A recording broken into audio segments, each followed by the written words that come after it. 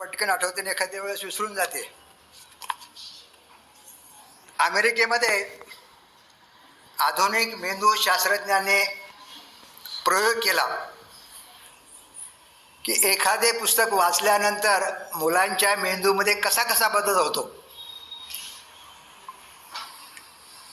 एमॉरी नावाचं विद्यापीठ आहे अमेरिकेमध्ये. त्या विद्यापीठातील शास्त्रज्ञाने पोम्पई नावाची रॉबर्ट हॅरिसची कादंबरी 18 विद्यार्थ्याची निवड केली. त्या 18 विद्यार्थ्यांचा आहेच त्या स्थितीमधील MRI केला.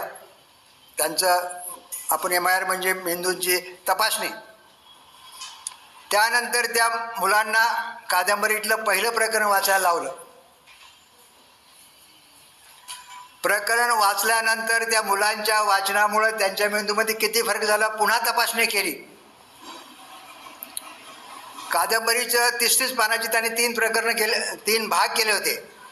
प्रत्येक भाग संपला की पुन्हा तपासणी व्हायचे आणि कादंबरी वाचून झाल्यानंतर या मुलांच्या मेंदूमध्ये काय फरक झाला हा सगळा रिपोर्ट ऑनलाईन आपल्याला बघता येतो.